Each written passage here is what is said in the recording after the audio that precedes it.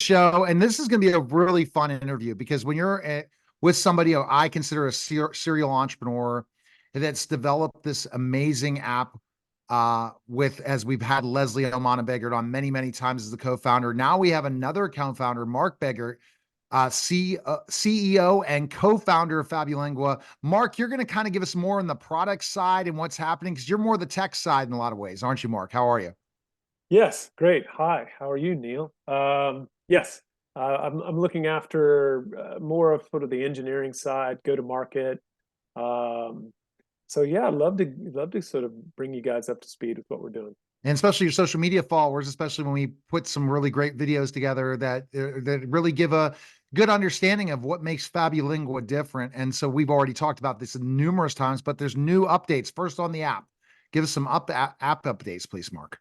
Sure. Well, so it all starts off with the fact that FabuLingua is the first mobile game to teach children new languages effectively. And so mobile game being the operative word there, and all of the things that we're sort of building and adding into the feature to the product are centered around sort of game design, game mechanics to make it more engaging, more fun, that supports our pedagogy. So essentially, we have a language learning method that, you mentioned Leslie before, that she developed, and then we've made it fun and engaging with the mobile game. And most recently, some of the things we've done is we've added sort of a new system of in our game loop. So essentially now when kids come in and they read stories, they're earning keys and opening chests. And now what happens when they finish a particular mode, they earn these compasses. And these compasses are essentially their ticket to travel and traverse more of FabuLingua's world. So it's a reward. It's intrinsically motivates these kids because they know that they've accomplished something, achieved something. It extrinsically motivates them because with these compasses, they're able to explore new parts of the land and earn more keys that open chests and rewards and things like that. So that's a lot of fun.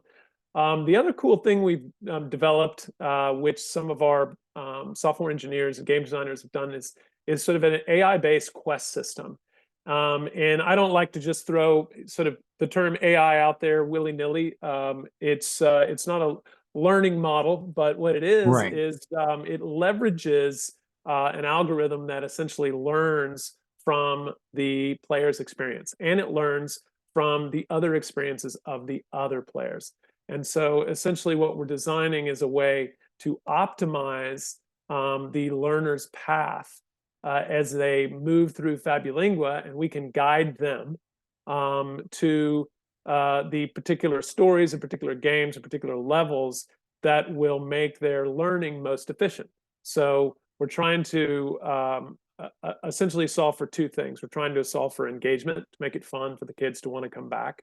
And two, we're trying to solve for effectiveness. So, what kind of learning outcome can we achieve? And the more efficient we are in achieving that learning outcome, the more successful our product is, and the more successful the player will be in learning a new language. It's totally is. And that's great involving interaction to make sure you can customize things more. It sounds like customization's coming and you're following what the education world's doing with Khan Academy and different types of apps are really using AI in that way to customize an experience for your students. Yeah, it's a lot of it is it's pattern matching, right? It's seeing how different users learn and trying to optimize that experience for the different learners. Everybody learns differently. Everybody's going to have a different path. So you're not trying to create sort of a series of gates that each learner has to pass through. You're trying to move them in different directions to essentially accentuate the areas or the experiences where they're going to learn most effectively. So, the way I look at it is you might have a particular, and what this quest system does is it creates sort of incentives for these kids. So we can observe that as a child is completing a particular story and doing some of these mini games which assess and reinforce what they've learned, if they're having some issues here, we can create an incentive in the form of a quest to say, hey, why don't you go do this particular story or this game, and you're going to earn these keys, right? And so that moves them over into this area where they can work on maybe some of the things they've struggled with before, get those nailed down, and then move back to the next path.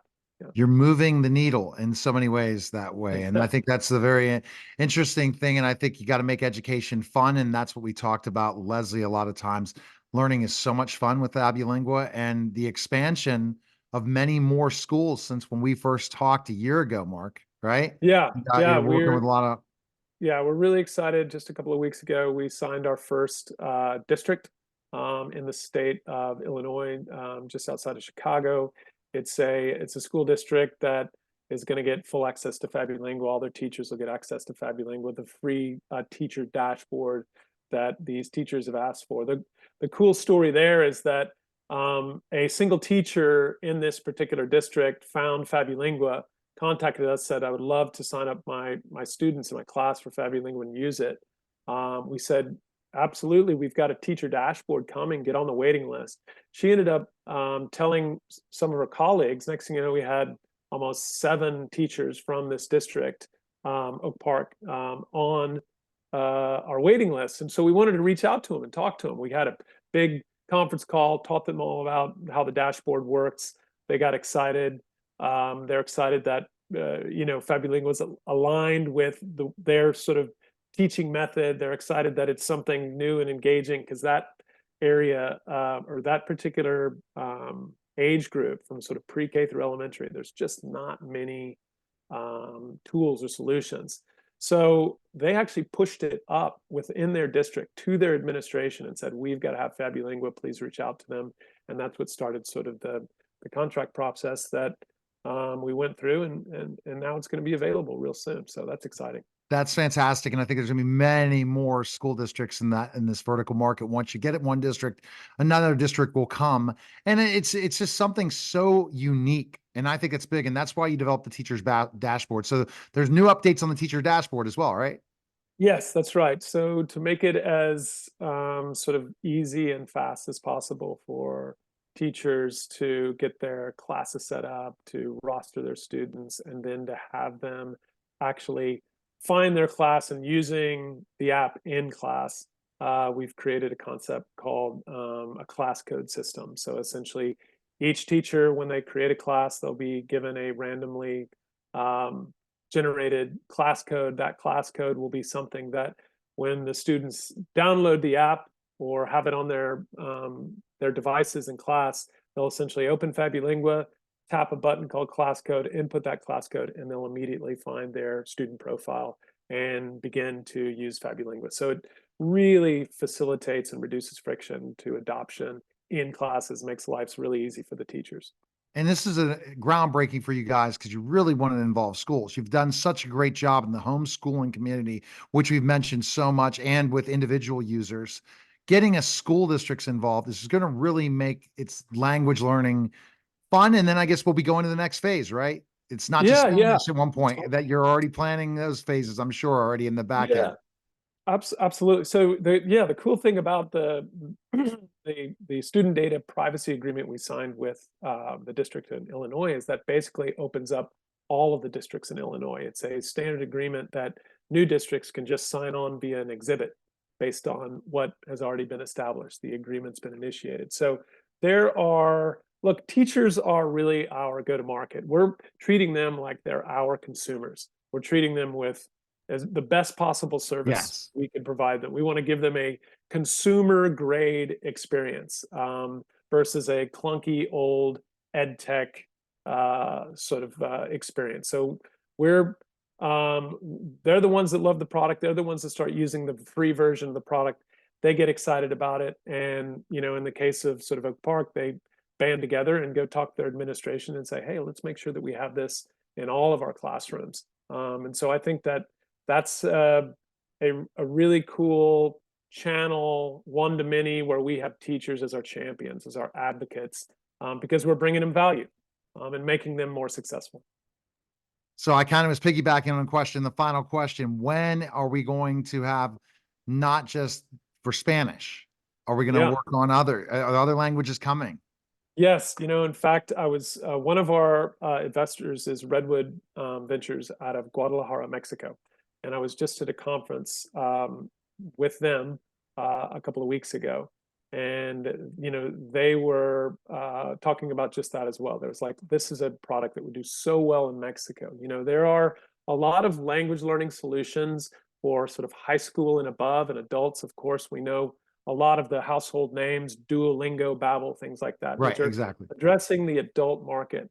But this very critical learning period, this phase where kids' brains are naturally wiring into new language input from basically 2, 3 years old to 10, there's a dearth of solutions, effective solutions, engaging digital solutions out there. And so, just like the sort of the US market, the Mexican market was, please, let's get this into schools and let's be teaching English to native Spanish speakers. So they have a real opportunity, a real advantage to continue to sort of open doors in their lives. Well, we'll have to think about dubbing in different languages for the podcast interviews and Yeah, content. I was watching that, listening to Neil Patel's podcast and how that really works well by dubbing other languages. So an interesting sure. way to get it out there further. I have to learn more about it because AI, you can do it, right? Anything Yeah, that not we didn't think well, about 2 years ago, we can do now. And that's the well, I great mean, thing. if you think about it, I mean, my Spanish is pretty good. I could probably do most of the interview in Spanish.